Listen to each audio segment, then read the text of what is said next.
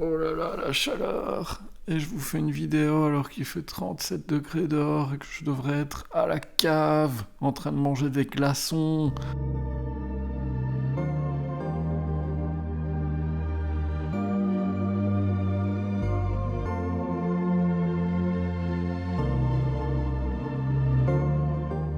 Dernière vidéo sur cette série Soul Market. Alors si vous débarquez et que vous vous demandez de quoi je parle, je vous invite à aller voir mes 2 dernières vidéos sur ma chaîne où je sculpte 2 des personnages qui sont présents dans ce diorama. Alors pour résumer une toute dernière fois ce que c'est le Soul Market. Eh bien c'est une boutique où les magiciens viennent acheter des âmes qui sont piégées dans différents objets comme des livres, des fioles et différents artefacts. Je m'étais inspiré à la base d'une illustration de Monsieur Kamikami. Je vous mettrai le lien de ces réseaux ici à côté. Et ce projet, je l'avais commencé il y a maintenant plus de 3 ans. Et c'est vraiment un soulagement de pouvoir enfin terminer un projet comme ça que j'ai mis de côté depuis tellement longtemps, pendant tellement de fois. Donc là, c'est bon, il est fini. Et du coup, où est-ce qu'on en était ? Eh bien, la dernière fois, on avait fait le vendeur qui est derrière son stand en train d'essayer de contrôler, de maîtriser une sorte de petit fantôme un petit peu sauvage.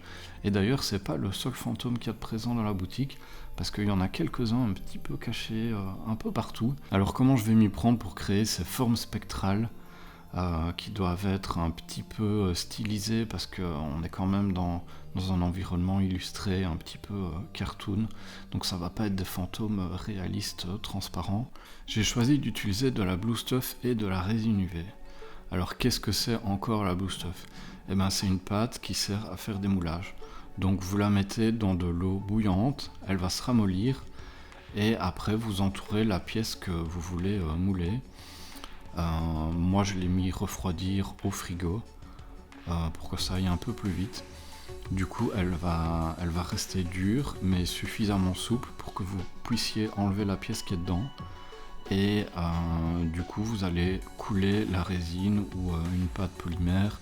La plupart des gens ils utilisent du green stuff pour pouvoir faire des copies de Warhammer et des trucs comme ça. Du coup il faut laisser la base ouverte pour pouvoir couler la résine dedans. Vous pouvez aussi faire des moules en plusieurs parties, mais il faut faire attention à toutes les connexions parce qu'il va y avoir des sortes de fuites tout autour, donc il faudra les couper après et les poncer. Moi j'ai décidé d'utiliser de la résine UV. Et ce qui est bien, c'est que cette blue stuff, elle est un petit peu transparente, donc la résine UV, elle passe à travers. Vous pouvez utiliser une petite lampe torche à UV, et il suffit de la mettre contre la résine, et les UV passent à travers, en fait, c'est pas mal. Et pour finir, en fait, j'ai poncé pour avoir un grain, une espèce de rendu un peu satiné, parce que la résine transparente, on la voyait pas.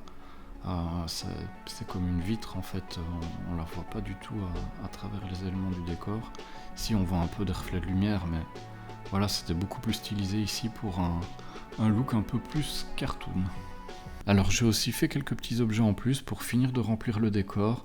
J'avais vraiment envie que ça soit rempli de choses et qu'on ait l'œil qui se balade un peu partout pour que ça raconte une histoire. J'ai fait aussi un petit miroir sur pied pour apporter un petit peu une autre sorte de matière et des reflets dans le décor.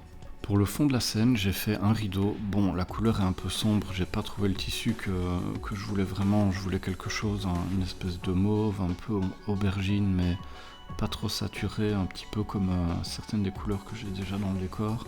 Du coup, j'ai pris un genre de kaki un petit peu sombre, ça va quand même pas mal avec le mauve. Mais voilà, on le voit pas très fort, j'avais pas envie qu'il détourne trop le regard. Il va juste un petit peu accrocher la lumière et apporter un peu de variété dans les matières. La dernière partie est la plus compliquée de toutes, l'éclairage LED. J'avais jamais fait ça avant et pour une première, je suis quand même content de m'être débrouillé et d'avoir fait ça sans me blesser et sans mettre le feu à la ville. Super. Désolé, j'ai dû couper mon appareil photo, il en pouvait plus, il me mettait une alerte, j'ai trop chaud. Et moi je commence à avoir l'alerte là aussi, vous voyez. Donc j'ai dû faire une petite pause pour un petit peu calmer les ardeurs. Donc, la dernière étape pour terminer ce diorama, c'est l'éclairage.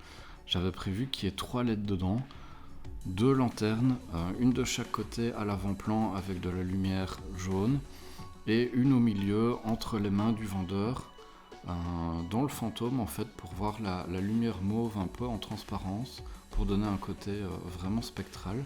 Donc pour gérer tout ça, il a fallu que j'installe un micro-ordinateur sur lequel on peut venir souder des choses, et on le branche à l'ordinateur pour lui mettre du code dedans.